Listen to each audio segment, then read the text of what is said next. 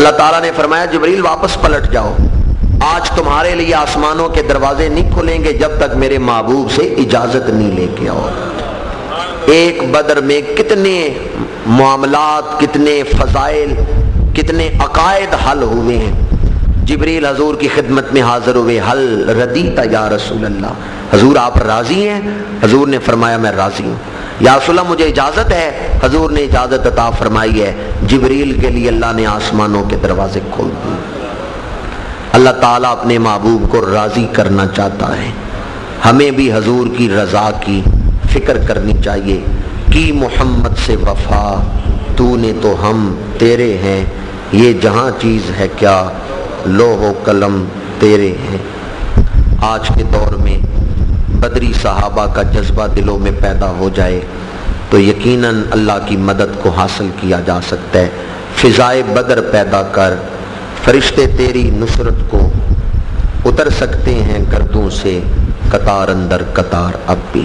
اللہ تعالیٰ ان بدری صحابہ کے قدموں کی خیرات ہمیں دینی غیرت عطا فرمائے، شریعت مطہرہ کی حفاظت کی توفیق عطا فرمائے، خدمت کی توفیق عطا فرمائے۔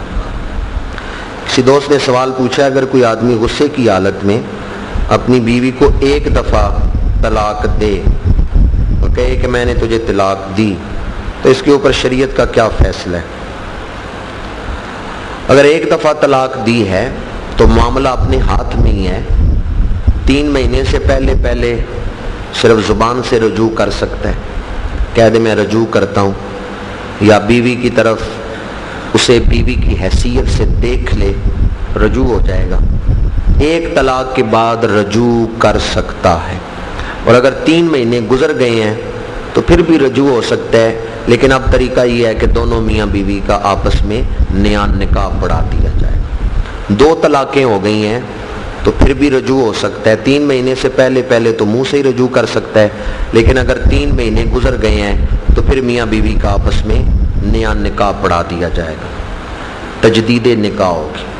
لیکن اگر 3 مہینے سے اگر 3 طلاقیں دے دی ہیں تو پھر رجوع نہیں ہو سکتا۔ 1 طلاق دی تو معاملہ اپنے ہاتھ میں، 2 طلاقیں دیں پھر بھی معاملہ اپنے ہاتھ میں ہے، اسے کنٹرول کیا جا سکتا ہے۔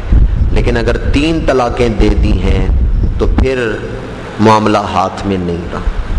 1 طلاق دے دی ہے تو اب دوبارہ 2 طلاقیں دینے کا حق باقی ہے۔ 1 طلاق دے کے رجوع کر لیا تو اب 2 طلاقیں دینے کا حق باقی رہ گیا ہے، کیونکہ 3 طلاقوں کا حق تھا، 1 حق اس نے استعمال کر لیا ہے، اب آئندہ زندگی میں اسے 2 طلاقوں کا حق باقی ہے۔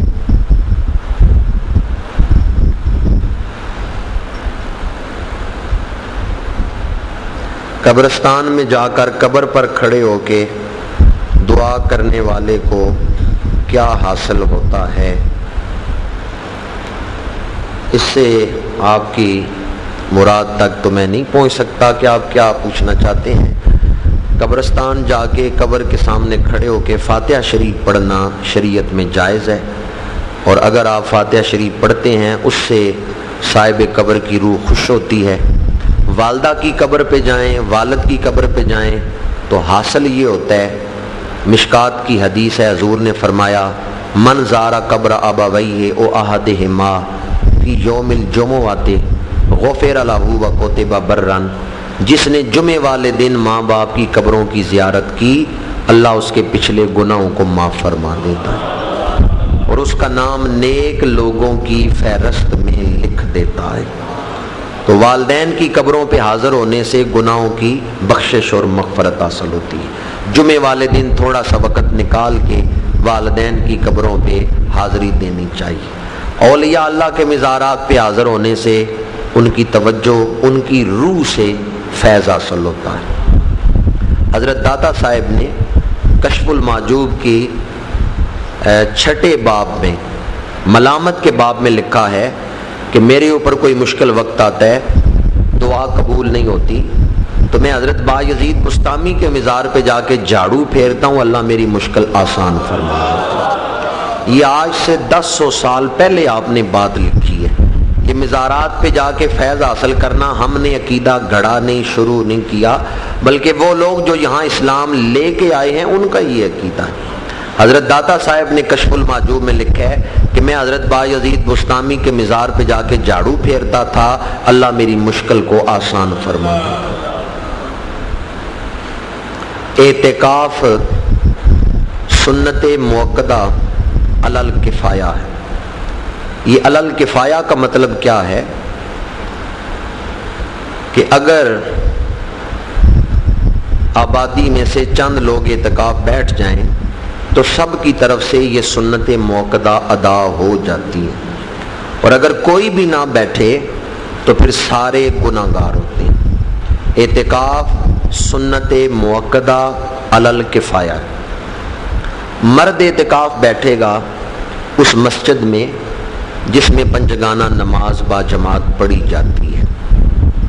مرد اعتکاف بیٹھے تو اس مسجد میں بیٹھے جس میں پنجگانہ نماز با جماعت ہوتی ہے، جمعہ شرط نہیں۔ اگر اس مسجد میں جمعہ نہیں ہوتا تو قریب کسی دوسری مسجد میں جا کے وہ جمعہ پڑھ سکتا ہے، لیکن سنتیں اس مسجد میں ہی پڑھ لے جس مسجد میں وہ اعتکاف بیٹھا ہوا ہے۔ خطبے کے ٹائم جائے، جب عربی والا خطبہ ہوتا ہے اس وقت جا کے خطبہ عربی والا سنیں اور فرض پڑھے، باقی نماز بے شک اپنی مسجد میں ہی آ کے وہ پڑھ لیں۔ مرد ایسی مسجد میں اعتکاف بیٹھے جس میں پنجگانہ نماز با جماعت ہوتی ہے۔ عورت اپنے گھر میں ہی جو جگہ اس نے مخصوص کی ہے نماز کے لیے، جو گھروں میں نماز کے لیے عورتیں جگہ رکھتی ہیں کہ یہاں ہم نماز پڑھیں گی، بعض گھروں میں اس کے لیے کمرہ ہی وقف ہوتا ہے، تو اس گھر کی مسجد میں جو گھر میں جائے نماز ہے، جہاں جگہ مخصوص کی گئی ہے نماز کے لیے، عورت وہاں اعتکاف بیٹھ سکتی ہے۔ اعتکاف میں جو سب سے اہم رکن ہے، آپ کے سوال کا جواب، اللبس فی المسجد، بغیر شرعی ضرورت کے آپ مسجد سے ایک لمحہ بھی باہر نہیں جا سکتے۔ رفع حاجت کے لیے جانا ہے جا سکتے ہیں، وضو کے لیے جانا ہے جائے وضو پہ جا سکتے ہیں، یہ ایک طبعی ضرورت ہے۔